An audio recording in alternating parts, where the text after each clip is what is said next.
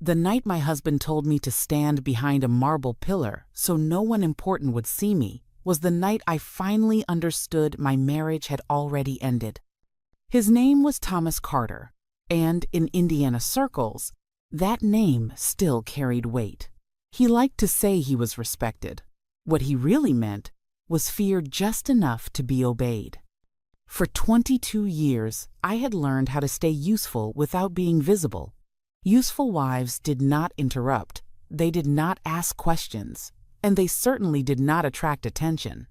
That afternoon, while I was folding laundry in the quiet house we shared, Thomas announced we were attending a charity gala downtown. He said it casually, the way one might mention picking up dry cleaning. He did not look up from his phone. I remember pausing with a folded blouse in my hands. In more than 2 decades of marriage, Thomas had never once wanted me beside him at public events like that. I stayed home. I sent polite thank you notes. I smiled in photographs taken at Christmas and disappeared again. "You need to come tonight," he said. "The new owner will be there. I need everything to look right."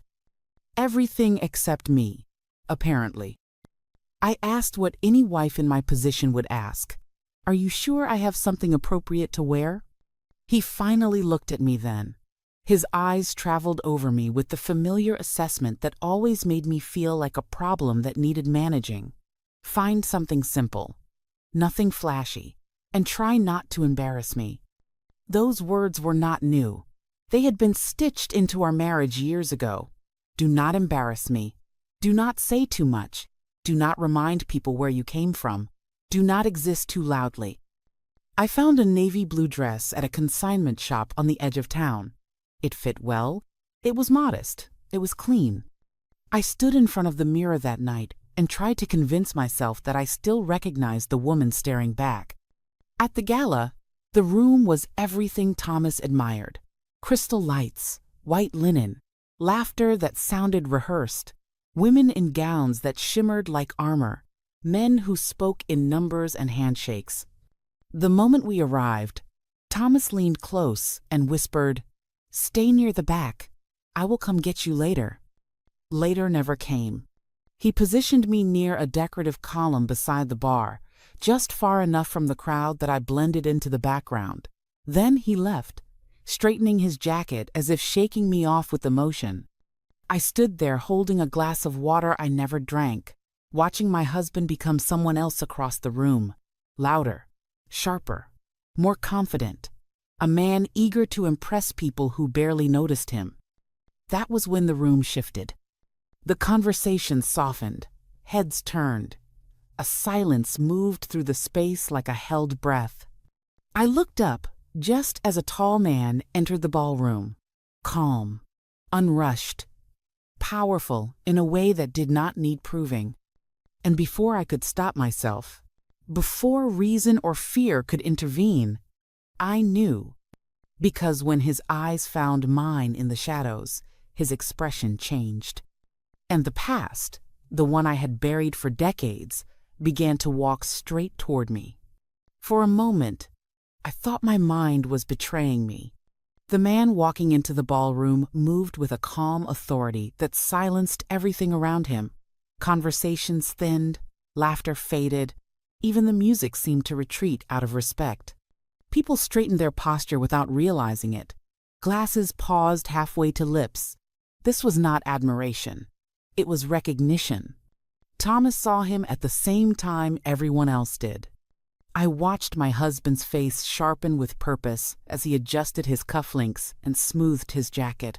This was the moment he had been waiting for all night. He pushed through the crowd with practiced confidence, arm already extending for a handshake that carried his hopes, his debts, and his carefully constructed image. I stayed where I was, in the shadows, where I had been placed. The man accepted Thomas's hand briefly, politely, without interest. His attention drifted almost immediately. His eyes moved across the room slowly, deliberately, as if he were searching for something he knew existed but had not yet found. Then his gaze landed on me. I felt it before I saw it. That unmistakable pull in the chest, the sharp intake of breath I had not felt in decades. His expression changed so quickly it almost frightened me. Color drained from his face. His jaw tightened, and for one suspended heartbeat, the powerful stranger disappeared. What remained was a man who recognized someone he never stopped looking for. He released Thomas's hand mid-sentence and stepped past him without a word. Thomas kept talking for several seconds before realizing he was speaking to empty air. Confusion flickered across his face, followed by irritation, then something darker as he traced the direction of the man's movement. Straight toward me. People parted instinctively as he crossed the ballroom. I could feel eyes turning, whispers forming. I should have moved, should have slipped away, but my feet would not respond. My hands trembled as I pressed them together, as if I could hold myself in place through sheer will. He stopped in front of me, close enough that I could see the fine lines at the corners of his eyes, close enough to notice the way his breath hitched when he spoke. Evelyn. My name sounded different on his lips, softer, heavier, as if it carried the weight of every year between us. Lucas, I whispered, the sound barely making it past my throat. Behind us, the room was silent now, completely, unmistakably silent. He took my hands without asking, warm, steady, familiar in a way that made my knees weak.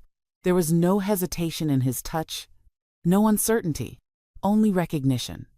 I have been looking for you for a very long time, he said quietly. His voice was controlled, but his eyes were not. They shone with something dangerously close to tears.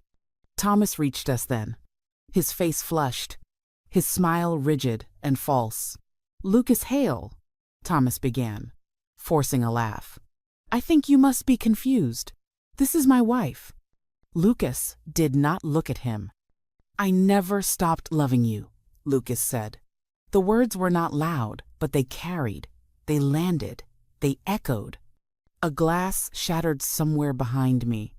I felt Thomas's hand clamp onto my arm. Too tight, too sudden. His grip burned, but I did not cry out. I could not. I was staring at a man from my past who had just cracked open a life I had sealed shut.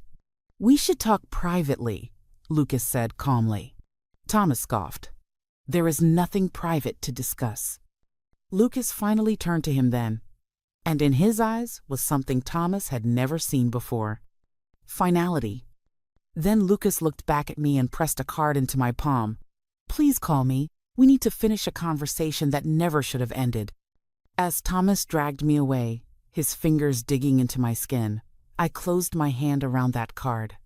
Because for the first time in 22 years, someone had seen me and refused to let me disappear. That night, after Thomas finally released my arm and drove us home in furious silence, sleep never came. The house felt heavier than usual, as if the walls themselves were listening. I lay awake, staring at the ceiling, while the past I had buried for more than 30 years pushed its way back into my chest. Lucas Hale had not been a stranger once. He had been my first real love. The kind that forms before fear teaches you how much the world can take from you. We met in a small college town in the Midwest when I was 21. I was studying education, surviving on scholarships and part-time jobs, believing determination could solve anything. Lucas was different from the men I knew. Thoughtful, observant, quietly confident without needing to prove it. He noticed me first in the campus library. I was surrounded by textbooks and empty coffee cups when he asked if I had eaten. When I said I could not afford to waste money on late dinners, he smiled and said he had not asked if I could afford it. He asked if I was hungry. That was Lucas. We became inseparable. We talked about books and teaching and building a life that made sense instead of one that impressed strangers. He proposed near the lake behind campus with a ring that had belonged to his grandmother. His hands shook when he slid it onto my finger. I said yes without hesitation. What I did not understand then was that loving Lucas meant stepping into a world that did not want me. His family carried quiet power.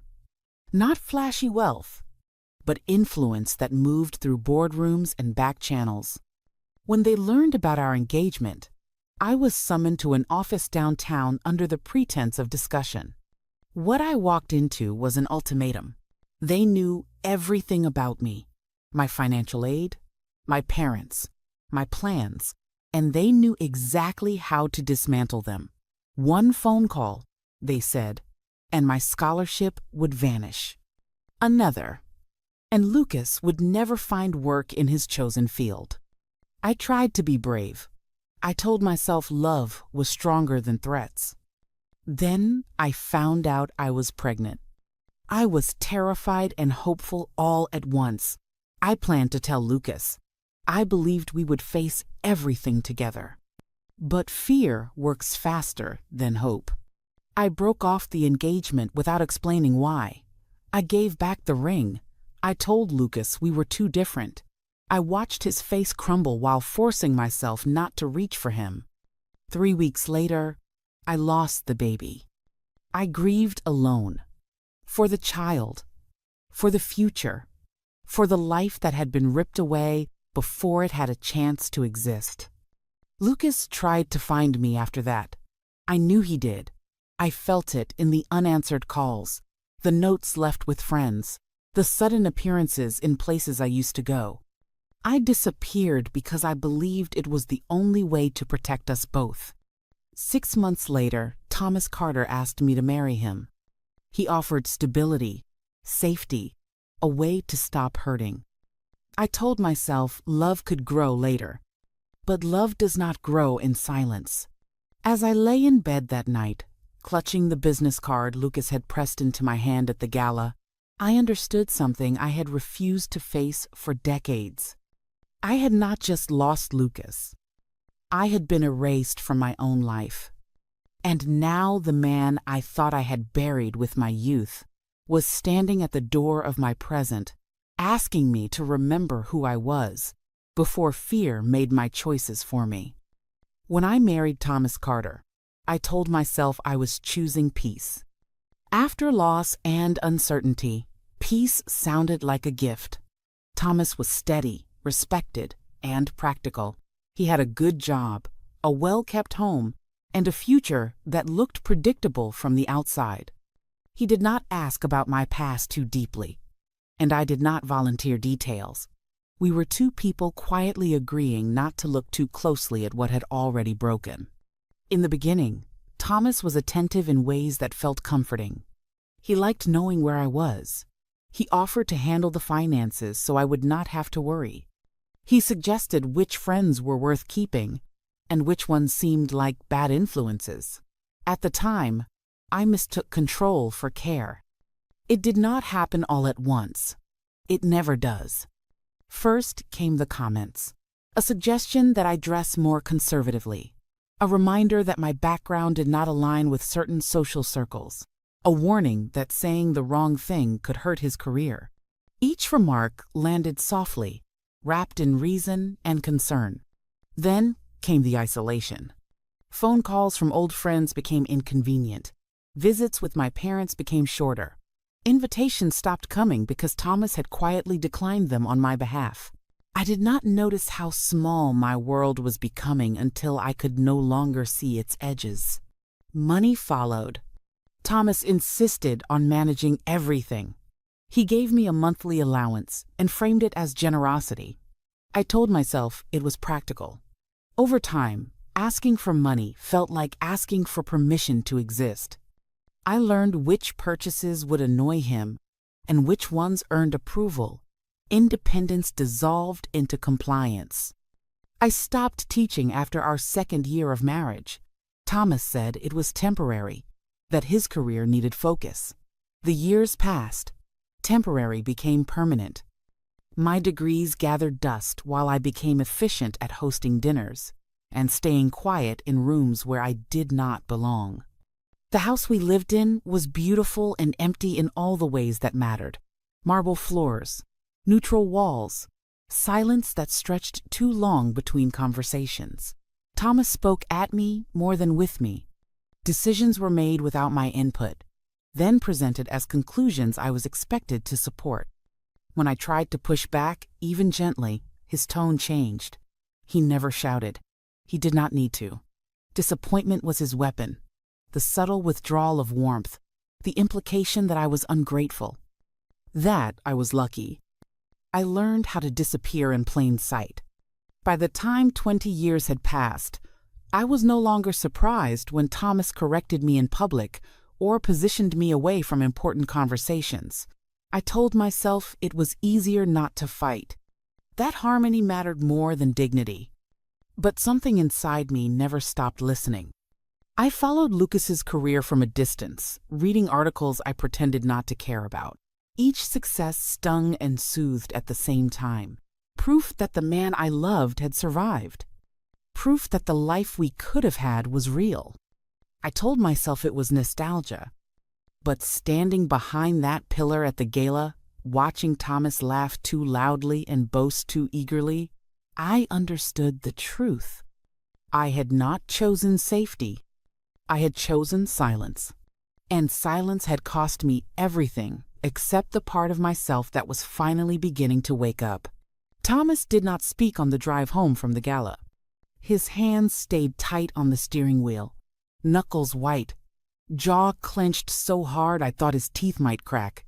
The city lights blurred past the windows, while the silence inside the car grew heavier with every mile.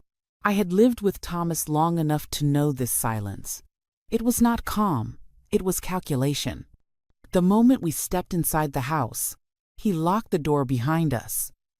I turned to face him, my heart pounding, bracing myself for anger or accusations. Instead, he laughed, a short, humorless sound that made my skin crawl.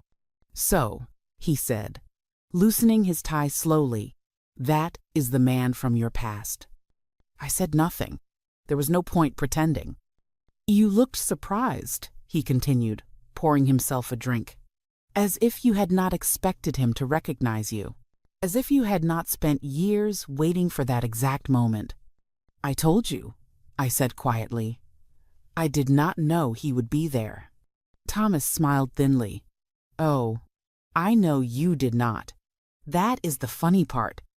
Something in his tone made my stomach tighten. "You see, Evelyn," he said, turning to face me at last, "I have known about Lucas Hale for a very long time." The room seemed to tilt. "What do you mean?" I asked. "I mean, I have known he was looking for you. For years. Private investigators. Quiet inquiries. People asking questions they thought no one would notice." Thomas took a slow sip of his drink, watching me over the rim of the glass. He was not subtle. He was persistent. My legs felt weak. "You knew he was searching for me?" "Of course I knew," Thomas said. "You think a man with his resources can move through the world without leaving traces. I knew exactly what he was doing." "Then why?" I whispered. "Did he never find me?" Thomas set his glass down carefully. "Because I made sure he did not." The words hit me harder than any slap ever could. "Every lead he followed went nowhere," Thomas continued calmly. "Every address was outdated. Every contact turned up nothing useful. People can be very cooperative when they are paid well enough." I stared at him, struggling to breathe. "You stopped him. You stopped him for decades." "I protected our marriage," he corrected. "I protected what we built." "What we built," I said, my voice shaking, "was a lie." Thomas's expression hardened. "Do not be dramatic. You were happy enough, comfortable, taken care of. Most women would be grateful." "Grateful," I repeated. "You stole my past." "I gave you a future," he snapped. "You came to me broken, pregnant by another man, desperate, and I gave you stability." "You gave me a cage," I said, "and you locked the door." For the first time that night, Thomas looked genuinely angry. "Do not rewrite history, Evelyn. You married me because you wanted safety. You wanted to forget him. I simply made sure you succeeded." Tears blurred my vision. "You let him believe I did not want to be found."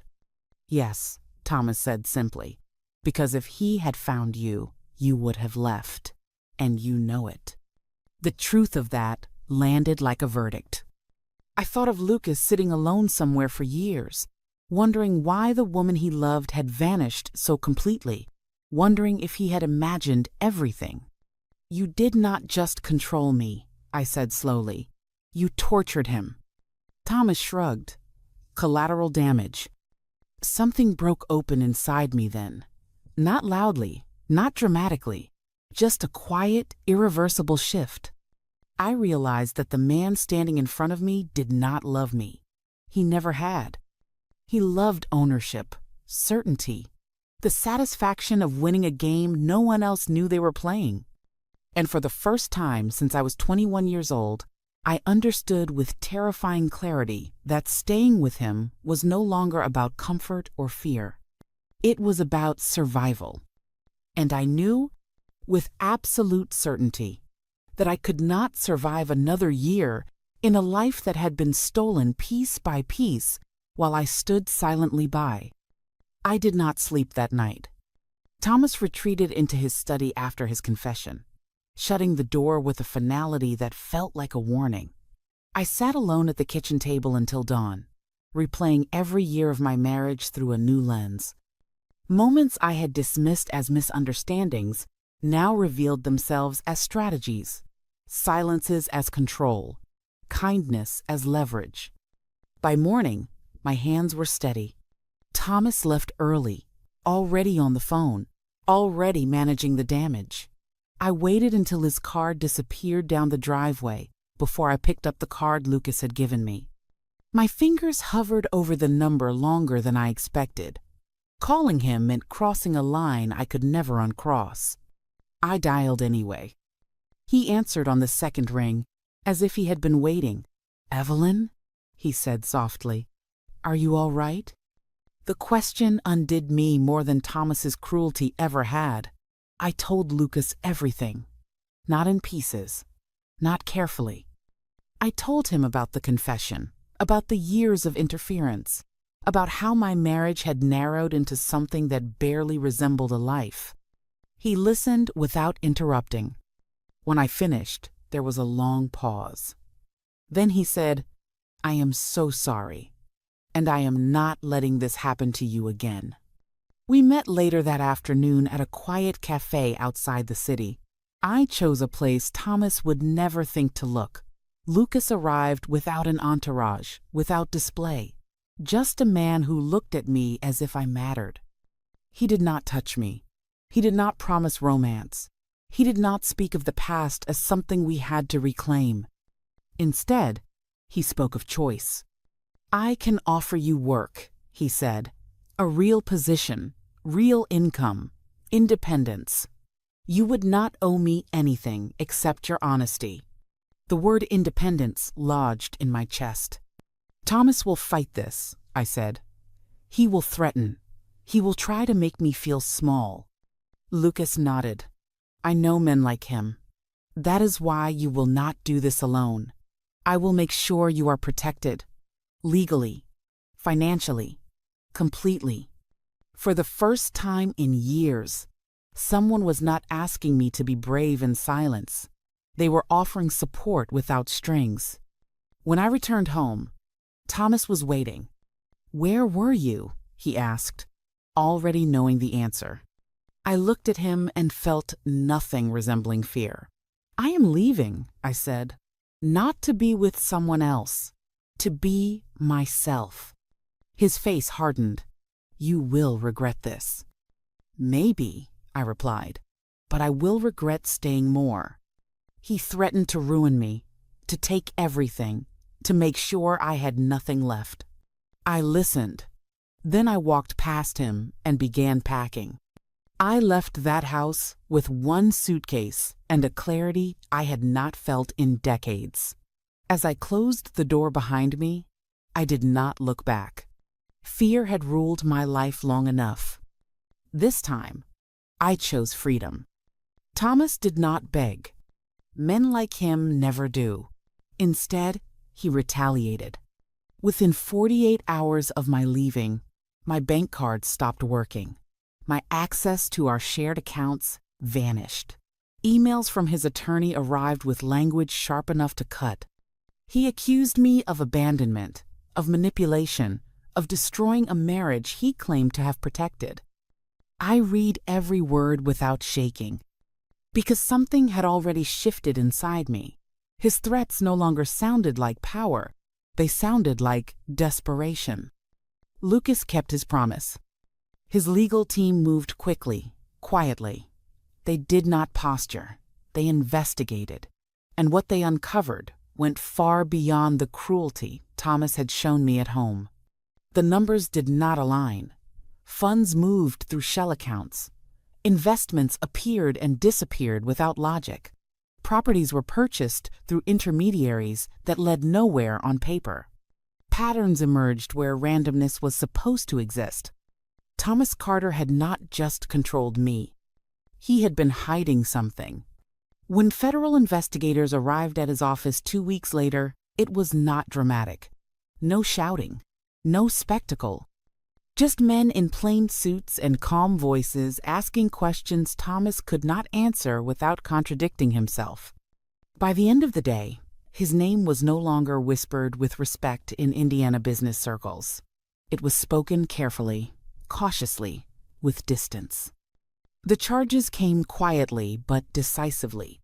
Financial fraud, misrepresentation, funds routed where they should not have gone.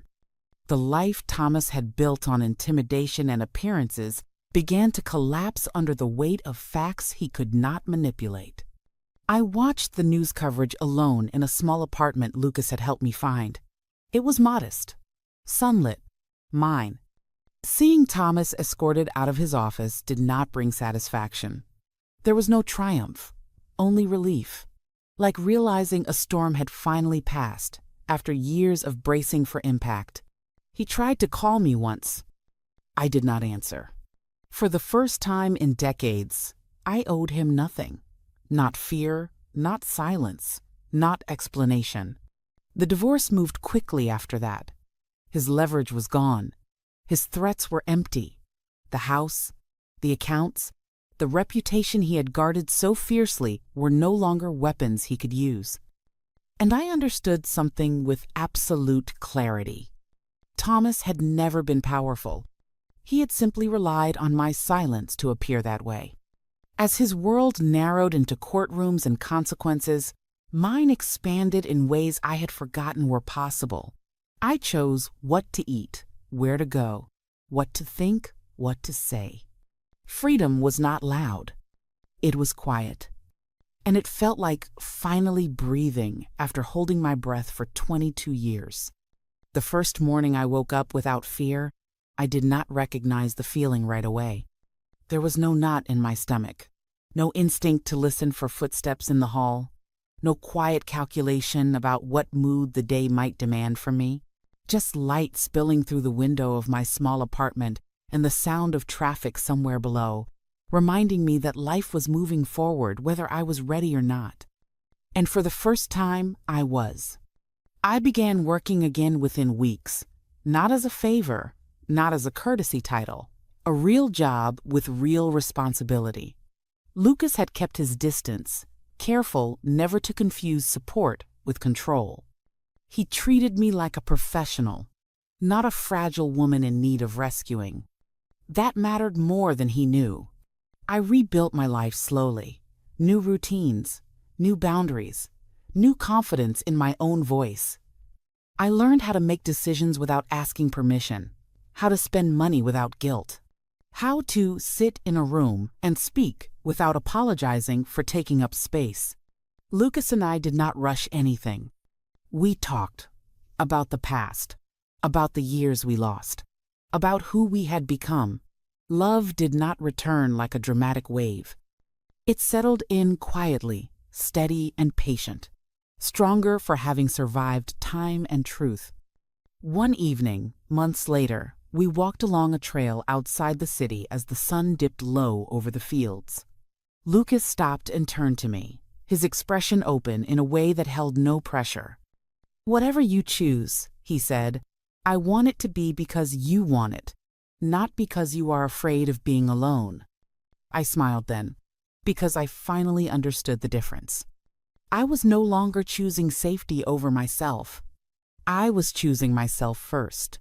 When I agreed to marry him a year later, it was not an escape. It was not a replacement.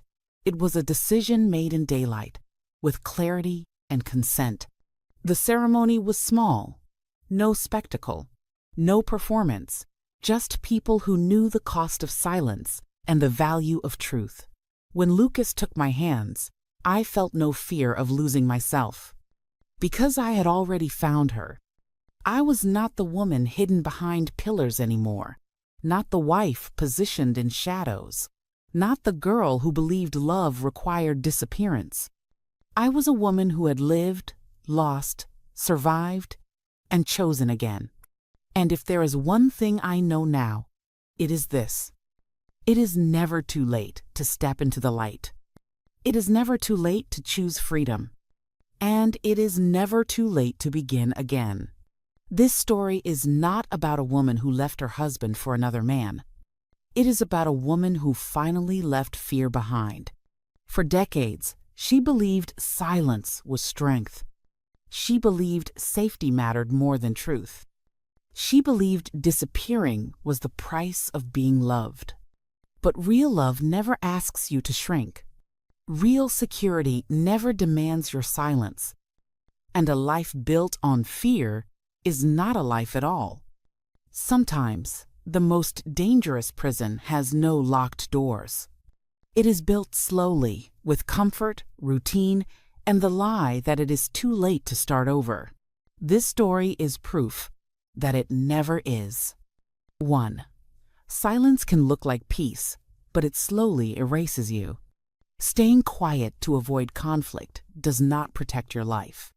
It only delays the moment you realize you have been living someone else's version of it. 2. Control is not love, even when it wears the mask of protection. Anyone who limits your voice, your money, or your choices is not keeping you safe.